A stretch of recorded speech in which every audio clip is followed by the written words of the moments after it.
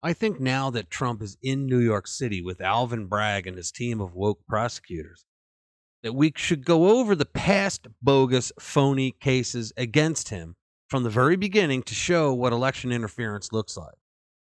There are so many false scandals created against Trump that I may have to split this into two videos because of time concerns, but let's get into it. Hey everyone, welcome back to the channel, where we keep track of all the lies, distortions, smears, and bogus allegations made against Donald Trump that always end up being nothing more than election interference by the Democrats. So the attacks on Trump started long before he was elected. It actually started the minute he came down the escalator with Melania to announce that he was running as a Republican in 2016. But let's stick with the time frame of after he became president to the current day. And I know there will be some fake, phony, fraud things that I will forget about because it's just so many. But let's get into it. So Donald Trump was inaugurated at 12 noon on January 20th, 2017. The Washington Post, which is the establishment newspaper for D.C., am I right? They put out a piece headlined, "The campaign to impeach President Trump has begun." Take a closer look. That piece went out at 12:19 on January 20, 2017. So Donald Trump had 19 full minutes to celebrate that he was elected president of the United States before the establishment started attacking him as president. And it only got worse from there. Trump never got his peaceful transition of power. He was attacked left and right. Since the Democrats tried everything they could come up with against Trump, and they failed up to that point, now that he was president, they were really showing signs of desperation by wanting to go after him for violations of the emoluments clause found in the Constitution. What the emoluments clause was for was to stop a president from having his office purchased by a foreign entity in the same manner that Joe Biden was purchased by the communist Chinese government. But the dipwads in the Democratic Party back in 2017 thought that the founders wrote the emoluments clause into the Constitution because they knew that one day Donald Trump would be elected president and they could use it against him. These morons are literally argued that Trump owns hotels in other countries and that foreign dignitaries may stay in those hotels. And so for the price of $350 a night for a room in one of his hotels, they say that Donald Trump would actually sell the country out. These people are pathetic. Then there was the Alpha Bank scandal, where Democrats told the FBI that there were log records on the Trump Tower servers showing a back channel to Alpha Bank in Moscow, Russia.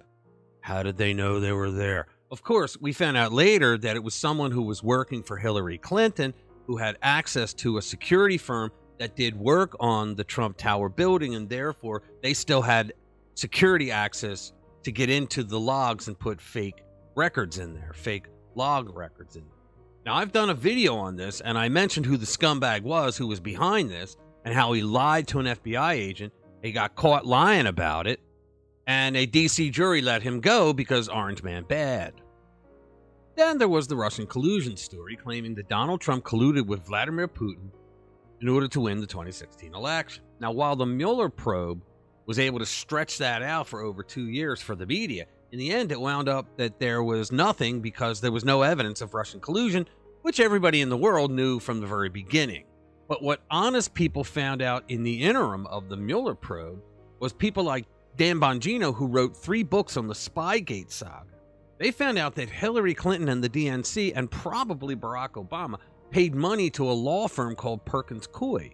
The law firm then hired opposition research firm Fusion GPS, who hired expert Trump hater and former British spy Christopher Steele to get dirt on Trump and put together a dossier. The FBI under Donald Trump did everything they could to harm Trump with the Russian collusion nonsense. They did a 9-month investigation and couldn't find something because it's very difficult to fabricate evidence when you have some people around who are still honest. However, I think they would get away with it today easily because, I'm sorry, the FBI has been corrupted. Paul Manafort was Trump's campaign manager for like a minute, and they went after him because he was Trump's campaign manager for like a minute, and it would have harmed Trump. It's all election interference, folks. He was convicted and sent to prison because of evidence inside a black ledger. We later found out that there was no black ledger. The prosecution made it up. And the leftist news media was only too happy to keep that lie going. Then there were other things, like we had the COVID outbreak, the Chinese COVID outbreak, where Democrat governors shut down the country in an effort to have the American people so angry that they would blame Trump for losing their jobs, losing their businesses, losing their lives. Okay? And to prove all that, all you have to do is remember that the misinformation fake news media blamed Donald Trump daily for every death due to COVID. Okay? CNN was running a current death clock on every show, and as soon as Biden got into office, they removed it. Then we had the two bogus impeachments. The first one was when they said that Trump said something that he threatened Ukraine President Zelensky, even though nobody on the call heard it, and Zelensky himself said he wasn't threatened and nobody said anything, and it didn't show up in the transcripts. Election interference.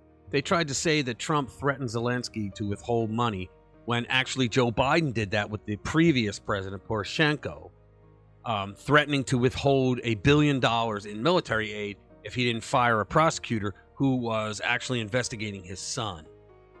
Then we had January 6th, where a 2.5-hour riot broke out that the Democrats universally called an insurrection, and they claimed that Trump incited it by saying, "And now we will march peacefully and patriotically to the Capitol to let our voices be heard."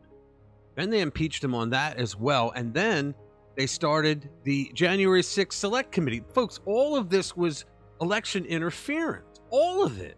They knew that there was nothing to it. They just put it out there because too many stupid people believe the fake news. Then the FBI did the Mar-a-Lago raid, where they went after what they called classified documents that they knew were there all along because the FBI had visited there and said they had no problem with it. NARA had no problem with it either until Democrats reportedly went and told them to have a problem by it. It was election interference. They wanted to make it look like Trump broke the law. But then we have tons of classified documents that are found in multiple locations that Joe Biden had, but nothing to see here. I mean, there was a whole bunch of other things that were lies that they said about Trump, like Trump was offered advanced access to the WikiLeaks email archive. Well, that was a total lie, but the fake news media, they were very happy in pushing it. CNN explicitly lied about Lanny Davis being its source for a story whose substance of the story was also false. Cohen would testify that Trump knew in advance about the Trump Tower meeting. All lies. They said during his presidency that he ignored a story about Russia killing military soldiers in the Middle East, and it was a bunch of lies. And you have to wonder, after telling so many lies about the man, after the media and the Democrats spread so many lies, I haven't even touched the tip of the iceberg in this video, okay? But after telling all those lies, people still take the news as if they're legitimate. Why? And now we have Alvin Bragg, the woke Soros-funded prosecutor in Manhattan, bringing charges against Trump for record violations, where the statute of limitations ran out years ago.